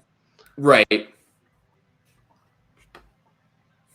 I think we'll probably go through the backup tight end chart quickly. Travis Kelce, obviously don't expect him to be on the backup chart for the full season. 35% target per route run, probably because of the few routes that he ran. And then I did note that I saw that Gretsch noted in Stealing Signals that Everett, he actually ran quite a bit behind Parham last week. And so Everett was the guy ahead in week 1, and then Parham was the guy ahead in week 2. So that definitely seems like either Parham has just made it his tight end spot, or if those guys are going to flip flop on routes like that week to week, that makes it very difficult to trust one. Yeah, I mean, and even though Gerald Everett got out snapped by Parham, he did have a couple plays where he looked good. But yeah, it's not a place where I'm super excited. I mean, definitely in season-long fantasy, I don't know how you ever have the confidence to, like, unless it's like a break glass in case of emergency thing, like how do you have the confidence to fire up Everett? In best ball, I think it'll be okay. I think Everett is kind of he's like cut from the same cloth that Noah Fant is. He's not quite as athletic, but he's very athletic. Probably not quite as good, but are you drafting him like a couple of rounds ahead of Parham? I think there are probably players where the ADPs should have been much closer. Yeah, now, like if I were to jump in a draft right now, I would probably they both would be like 18th round tight ends for me, and I'd randomize. I'd just pick whichever. We got a question in the chat that I wanted to go back to for can we expect Jake Ferguson's routes to increase as the season goes on? And I saw this one earlier, but we were on the starter tight end page. I kind of think no. And here's why. The Cowboys did this last season when they had Schultz there. In that they really like their tight end room. While the household names of Peyton Hendershot and now Luke Schoonmaker, like you might not have heard of them, but the Cowboys like them, and they're like interested in getting all of them involved, and they view all of them as weapons. Like they're manufacturing touches for Peyton Hendershot, they're manufacturing touches for Luke Schoonmaker when they get on the field. It's not to say that like they're going to get a ton of volume and opportunity, but just that like Jake Ferguson is going to have trouble consolidating the role in the way that Dalton Schultz did. And I don't think that it's because Schultz is necessarily like this world's better talent than Ferguson is. But I just think that they like all of these guys. They spent high draft capital on Schoonmaker. I would expect over the course of the season, Schoonmaker to take a step forward. I do still think that Ferguson is the one that you want to have for fantasy. But it'll be interesting to see, the Cowboys really haven't had a game where they've been forced to pass a lot more. And I do think that Ferguson could end up getting more opportunity in a game script like that. But the real takeaway for me for Cowboys is going to come when we get to the wide receiver chart. We'll just leave that cliffhanger there. True. Not quite a boots on the ground, but true fan take mixed with analytics. I don't think you'll get a more informed opinion on the Cowboys tight ends. It's the best kind of analysis, right? We want to do all the analytical stuff. We want to pay attention to the metrics that can be really telling for us. But when you get that little bit of qualitative analysis in there too, it's not overwhelmingly homer. That's how we put out the quality stuff for you guys. Really disappointed in this usage stuff for Michael Mayer. Was really excited about this year. Really strong rookie profile going in as a rookie. But very disappointing seeing 6% targets per run and then a 2-yard ADOT. Yeah, pour some out for Michael Mayer. It's not happened in this season for Michael Mayer. I think he got rookie tight end-itis. Yeah. Unfortunately. So yeah, as you alluded to, let's hit the wide receiver chart. And just like we all expected, how we were all drafting it, Puka Nacua is the alpha of all alphas. I mean, holy shit, guys! Like, I've got to believe that it comes back down to earth a little bit, but maybe that's just copium since I have so little Puka. And I have to share this little bit. I went back. I have some buddies that I do FFPC drafts with. I went back through our group text and because I remembered being on Puka early. I was leading the charge. I was carrying the banner for Puka. I look back, I had a text on June 3rd where I just pounded the table. And I was like, we are taking Puka as our late round dart throw here. We need him as the bring back to our Giants stack. And so we took Puka on June 3rd. Then just a couple weeks later, June 30th, I'm less bullish on Puka. I say I put both Puka and Tutu in the queue. I'm going to use random.org to randomize between the two of them. And then fast forward to August 26th, and my buddy asks, do we want another Puka share here? And I said something to the effect of, I'm not terribly interested in the wide receiver 4 on the Rams. And that one just stung. My takes regressed over the summer. I think I just need to stick to only drafting in June when I don't have time if you can just take your best opinions from June, combine them with your best opinions with all other months of the summer, you've got a monster. Yeah. I think though, like hindsight, unless you had the knowledge of Cooper Kupp is injured. So you're in August, Cooper Kupp is injured, and then maybe you're paying a lot of attention to the idea that, like, oh, Stafford is really healthy this year. He doesn't have any elbow issues. Like, and then you picture this in your head of like, okay, prime Stafford, and then they have to throw to someone, and then maybe you get an idea that like I think if you asked me in July if Puka Nacua would have been an 85 to 90% route share guy for the Rams, I think that would have been quite a surprise. Right? Yeah, no, you're right. You know, there's no matter, even the person with the biggest Puka bags did not think that he was going to be 85 to 90% route share, dropping 25 fantasy points a game. By the way, my OCD is going to kill me, but we've still got Aaron's message hanging out there on the screen. Oh, you're right. Right. I forgot about. I knew. So I've got ADHD. I knew I was going to forget about it. I was like, don't go off the screen. And then when we flipped to the chart, I just forgot about it. That's okay. We wanted to give Aaron some love there. But dovetailing from that message about Jake Ferguson, we'll get to the point that I wanted to make about why Jake Ferguson, even if he did run more routes, is not going to be quite the smash that all of the Jake Ferguson bag holders, myself as the captain of the club, wanted him to be. And that's because CeeDee Lamb is a motherfucking alpha. CeeDee Lamb is you see where he is in this quadrant. You're going to see him move up and to the right. The Cowboys game scripts these first couple games have not really required a ton of passing, and he still earned 14 targets this week. Like, this guy is going to eat. This is the Cowboys offense didn't change all that much from Kellen Moore departing. But in the subtle ways that it did change, it became even more like what we saw from some of the older Mike McCarthy offenses, where that wide receiver one just feasts. The Jordy Nelson, the Devontae Adams, and CeeDee Lamb operating as the power slot in an NFL meta where it's too high safety. We refuse to give you explosive plays. Yeah, this guy's going to feast. And I mean, he's right next to the guy that, fits the same archetype, Amon-Ra St. Brown. Both of those players I'm very excited for this season.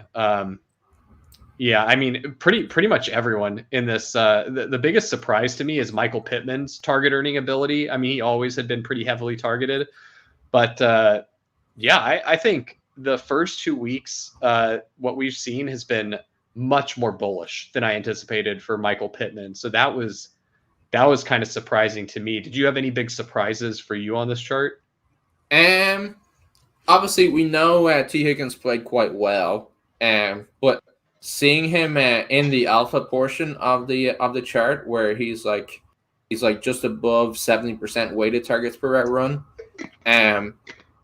is that's a little surprising, and because I know that like everybody sort of like went into the season expecting Jamar Chase to be like the true target earner, and he's sitting back there at 50%.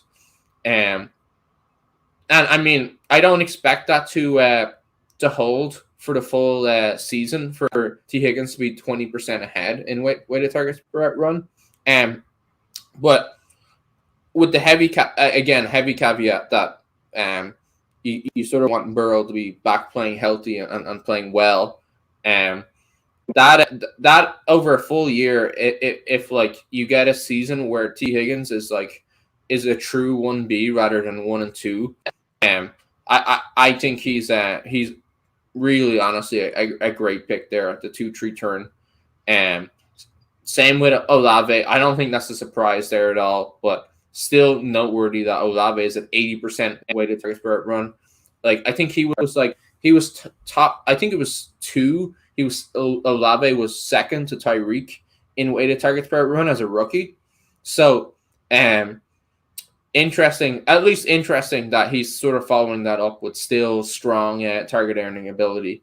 Go ahead. The biggest concern for me with Olave is I really thought the Saints might come out and just absolutely do it to the Panthers, and that game was a little disappointing. I don't know, maybe it's just 1 week noise, but the Saints offense was not what you really, if you're a Chris Olave owner, You're right. You were hoping Derek Carr, prime Derek Carr, and they can actually chuck the ball.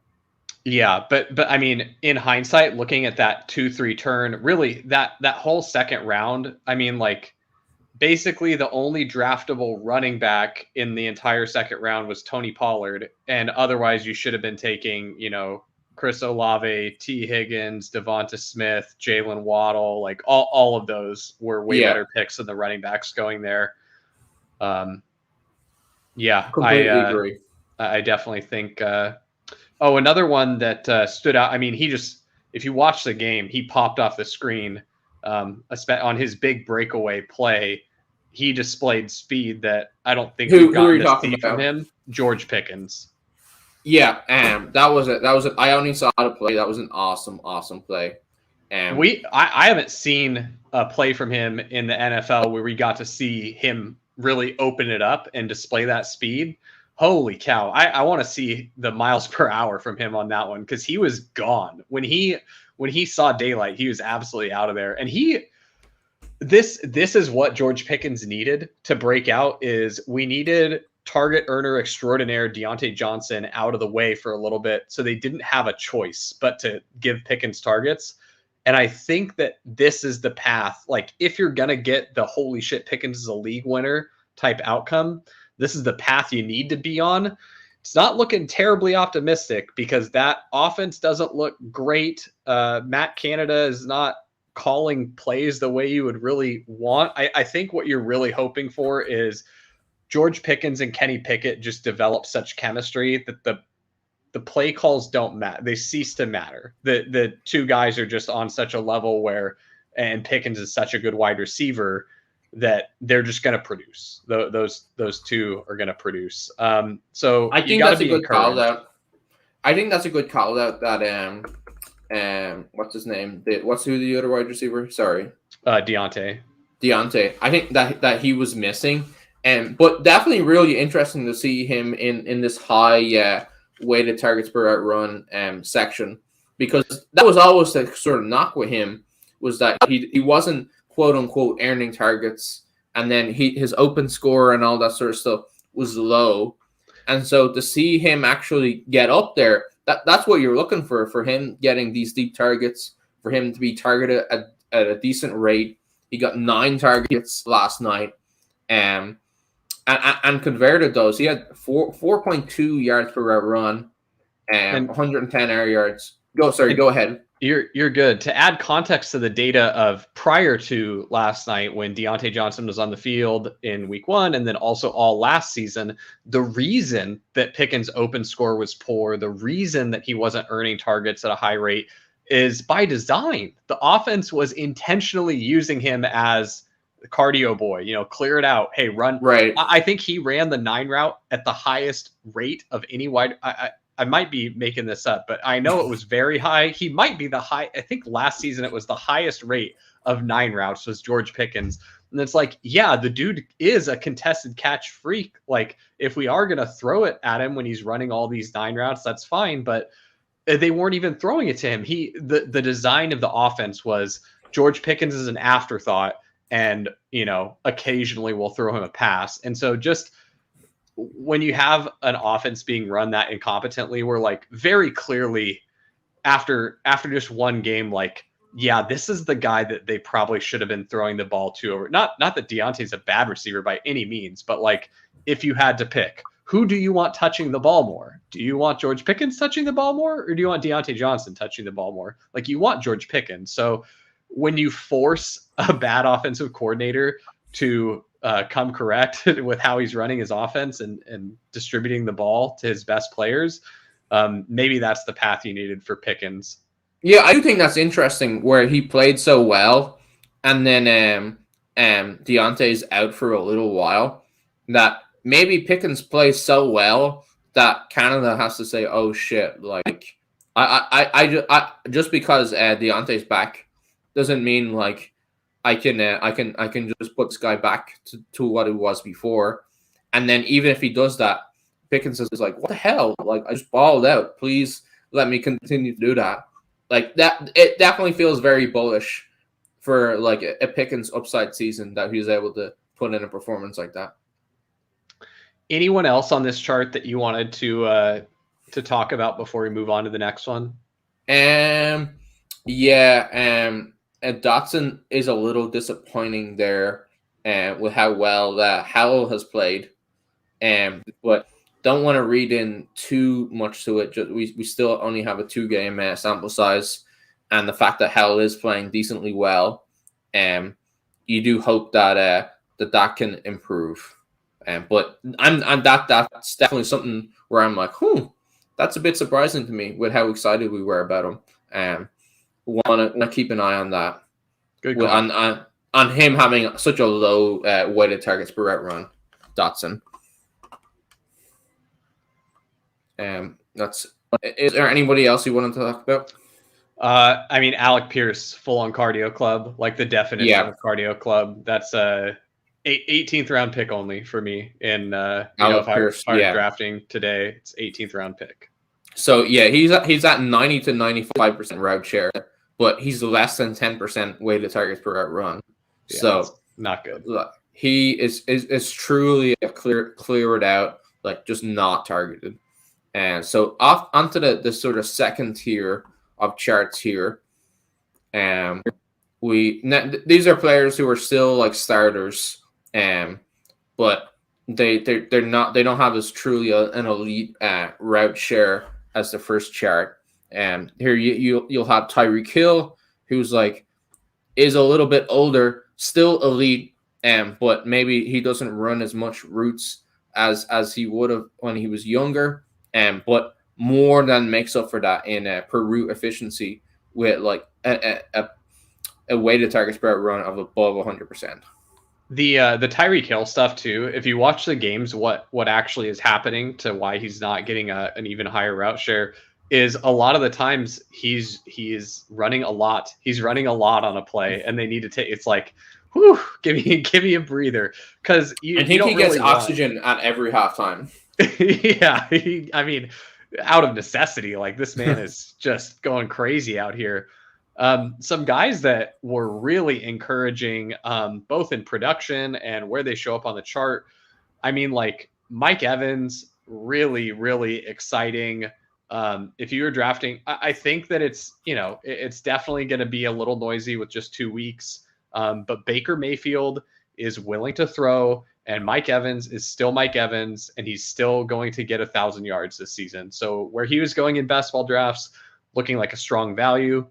Yeah, I think you'll see Chris Godwin and Mike Evans. I mean, I think they'll move their points a little closer. I think Godwin's been running a little poor, and Baker just has decided that it's really fun to throw it up to Mike. Like, who wouldn't want to throw it up to Mike Evans? Like, that sounds like a blast. I'm in. Maybe he could make us look good. Yeah, right next to Mike Evans, Nico Collins. Finally, I mean, we touched on him last week, but putting together another strong week. The people that chased Nico Collins up the draft board are looking pretty sharp here. I couldn't get there. I was too low on both Stroud and Young, and so I'm batting 500 on those rookie quarterback takes here because Stroud looks promising, and this passing game for Houston as a whole looks like something that you want a part of for fantasy. It's like we discussed, it's those offenses that were so cheap that they don't even need to do anything crazy to be really great values, and Nico looks like one of those really great values. Yeah, I agree, for sure. This, other than those guys, this chart does start to get pretty crowded. Like, you get into these guys who are like good, great to great players, but less of them in that like really high weighted targets per run. I see. Go ahead. Oh no, you go ahead here. I do see Terry McLaurin here, who's also pretty low on the weighted targets per out run. That does make me wonder if is the offense like just, is it sort of are they just not chucking it deep, or like that does surprise me that both of the key. It was relatively spread, and there was a little bit in I want to say it was 2 minute where Curtis Samuel just got a bunch of stuff. It was like, here's Curtis Samuel for like 3 plays in a row. And of course the tight ends are both involved there. Yeah. Another point I wanted to make here. We do see Christian Kirk and Calvin Ridley coming a little closer together here. Calvin Ridley still looked really there. He was doing things that were pretty spectacular and had a couple close, like shoulda, woulda, coulda plays. So I'm not calling his pullback in production from week 2 like, this is what Calvin Ridley is. But I do think that my read on this offense is going to be pretty spot on, in that it's all of these guys are spike week players. Yeah, they're all pretty good. You probably wanted to be investing through the cheapest prices. So that is when Calvin Ridley was cheaper, you wanted to load up on him. When Christian Kirk was falling at the end of the draft season, you wanted to load up on him. And then Zay Jones, where he was going, you wanted to load up on Zay Jones pretty much all throughout the draft. And I wrote about this in my portfolio postmortem article that's up on Spike Week right now, in how I thought the Jags offense should be played. And through 2 weeks, it does kind of look like it's starting to play out that way. The other quick ones that I wanted to bring up, if you've got a guy in the bottom left quadrant of this chart, they're officially on like the missing persons report. So, like Hunter Renfrow, Donovan Peoples-Jones, Michael Gallup, Paris Campbell, Van Jefferson, Allen Robinson, Kayshon Boutte, like these guys are all on the milk carton. Like it's not looking good. And of all of those guys that I listed, none of them have really, I haven't seen any, Marquez Valdez-Scantling, nothing has flashed where I'm like, oh, well, I'm hopeful that he's going to increase his weighted targets per route run next week. Like, nope, these dudes are on the milk carton, and I don't know what it's going to take to find them. The only couple that are in this quadrant where I can see some stuff, breaking better for them. Josh Downs, I think, has pretty good chemistry with Anthony Richardson. It's not really a back or a wide receiver I'm super excited about, because he's just, slot wide receiver, low ADOT, probably needs way more volume than he's going to be able to get if Anthony Richardson's quarterback. If Baker Mayfield's quarterback, you might wind up with like I haven't looked at DraftKings pricing, but there's definitely like a Josh Downs punt play type of thing I could be interested in.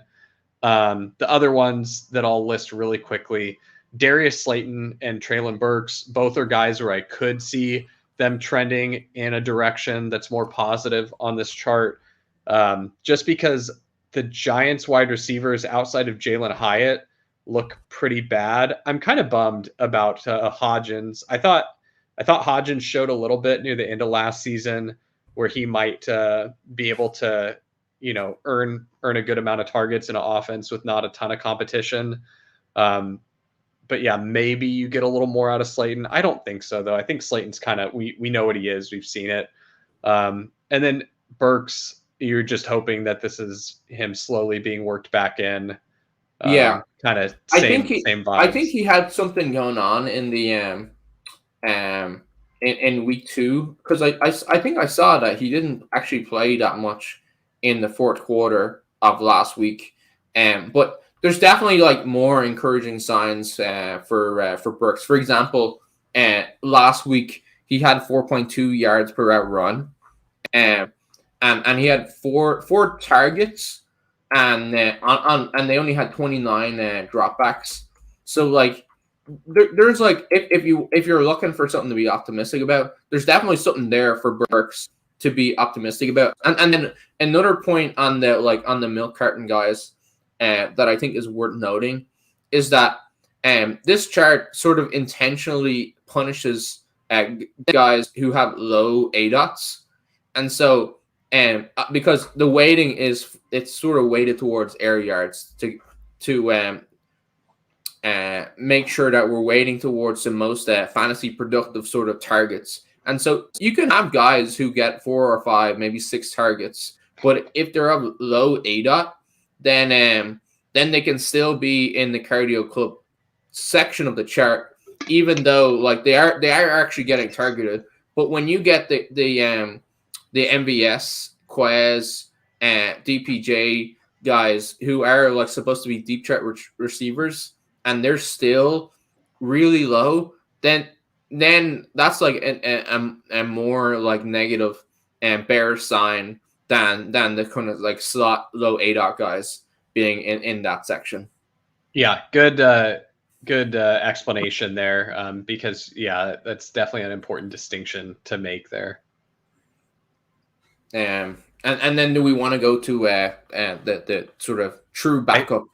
I think we got to move on to number 3 because we're probably going to run over 2 hours here. Oh, you have a lot of notes for the backup receiver. Oh, you just know that I'm long-winded. I mean, when it comes to Jaden Reed and Rashid Shaheed, I could talk for a while. I think these guys are just, they were already exciting week 1. They continue to be exciting for what they are week 2. Justin Watson started creeping in there. He had a good number of air yards. He was over 100 air yards, correct? Yeah. I mean, that receiver room is like anyone's game. So if you could end up with the late career Justin Watson breakout for like all one of you Justin Watson truthers out there, it might happen. Frustrating one, Mac Hollins, like, can we just get those targets to Drake London and Kyle Pitts, please? Like, what are we doing giving Mac Hollins so much stuff? Right. Another interesting one was Tank Dell. Really, took advantage of the opportunity with Noah Brown going on IR. So Tank Dell definitely interesting. And we like the rookies who, because they're rookies, are not getting big route shares, but when they're on the field, they're getting heavily productive targets. And so encouraging for the likes of Tank Dell and Jaden Reed that perhaps they'll increase their route share as they continue to play well. Yeah, absolutely. Good point there. One of the other rookies that I do want to point out that ends up on this chart is JSN, and he's basically dead middle. He's like average weighted targets per route run, average fantasy points per game. When you talk about guys that get low ADOT being punished, he's definitely being punished here for that low ADOT. He had a decent number of targets this game, but they were all very close to the line of scrimmage. I don't necessarily think that's going to only be his game. He definitely can operate a little deeper down the field. But I do just think it's going to be something where it's going to take a little while for him to come on. I heard someone today say something along the lines of, oh, well, the only way JSN really gets to what you wanted him to be when you were drafting him at the price that you were drafting him at is you need an injury. You need a DK Metcalf. I really don't think that's true. I think that you're seeing the path that a lot of these rookie wide receivers follow, where they're going to come on slowly. They're going to earn more work. You can see he was only a 60 to 65% route share guy. He did increase from week 1 to week 2. So that's encouraging. And don't forget, like, the dude just broke his wrist he had wrist surgery like 2.5 weeks, 3 weeks ago now, So I'm not discouraged by JSN. But when you do see these rookies coming out with hot starts like Jaden Reed and Tank Dell, you're like, oh man, like why can't JSN do that? But I think it's still coming for JSN. Yeah, he is simply too good for us to want to throw in the towel. And important too that he's still being targeted. Like he's still getting, like, he had 6 targets in week 2, 4 targets week 1, and on a lower like sort of like snap or drop back basis. Like that's still pretty good. And so like he hasn't flashed the big play yet, but that's sort of what we're looking for, where like he does have, I mean, his time 40 time is not the best, But he still does have explosive play ability, and you're hoping to see him make some big plays that do force them to play him some more. By the way, you mentioned Terry McLaurin earlier, and I mentioned Curtis Samuel. Yeah, here's the reason why you got all this Curtis Samuel stuff taken away from Dotson and McLaurin. So it is a relatively split offense for right now. I don't know if you'll end up with Howell having a favorite or if it's always going to be kind of split like this. But their tight ends involved as well.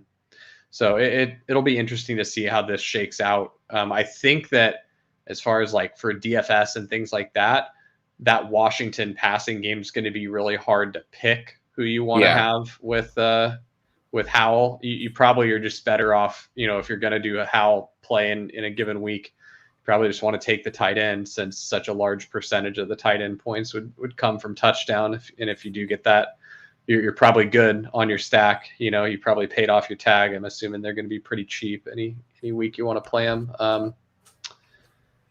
Anyone else on this chart that you had notes on? No. I think it's all like we're a lot of these guys are. If you're on this chart, unless we're seeing stuff to make us believe that you belong on the last two charts. For example, Jaden Reed, Rashid Rice, Tank Dell, hopefully in JSN soon. If you're on this chart, you're really sort of like drawing 10 to be fantasy productive. So the fact that you see Rondale Moore here at only 65 to 70%, and not he does have a low A.dot role, so it does make sense that he's low in weighted targets per run, but low A.dot role, not playing a lot, that doesn't feel like a strong play. Rondale Moore doesn't seem like a strong play right now. Again, Joshua Palmer, where he's supposed to be a deep threat guy, and so the fact that he's in the cardio club section, not getting a ton of routes, he's 65 to 70%, so not terrible, but far from startable. Yeah, the last I wanted to make a general macro point that I wanted to remind myself of for next season. But in this cardio club, we've got Rondale Moore, as you mentioned. We've got DJ Chark. These are two players where if you use ETR's best ball rankings, these guys are both, you're going to come in with a lot of them if you just draft it off of rankings. And this is the Leone likes the projectable volume special, where both these guys are like, just if you know to sniff this out next year, you'll save yourself a lot of money, like not clicking Rondale Moore way ahead of, you're going to end up with like 15-20% Rondale Moore, 15-20% DJ Chark if you followed the rankings. And on the flip side, they actually nailed Jaden Reed. They were super ahead of the market on Jaden Reed the whole time. And if you followed their rankings on Jaden Reed, you probably got to like 20% Jaden Reed. I definitely did, because I was high on Jaden Reed. ETR was high on Jaden Reed. Pat was high. Everyone that I trusted for rankings was high on Jaden Reed. But yeah, just a note for future best ball drafting. If you just remind yourself that there's going to be a couple guys in the ETR rankings that are just up there because that's the person that they were most confident to project volume onto. But we already know what DJ Chark is. He's been in the league long enough, and that offense was going to be bad. So just avoid those landmines, but be willing to lean into the ones like when they're excited about a rookie like Jaden Reed. Yeah, just click that over and over. So. Yeah, and just we both really do like the ETR rankings, but just you definitely want to be careful on projectable volume for players where you have a very good idea of what their like sort of like fantasy sort of role is, and it isn't great. Like I think that's the message there, like a sort of overall. Yeah, 100%. Yeah, it was not meant to be a dig at the ETR rankings. They're one of the highest weights in my weighted aggregate rankings. It was just it's been a couple years, right? And I knew that you had no intention of doing that. I just wanted to make sure.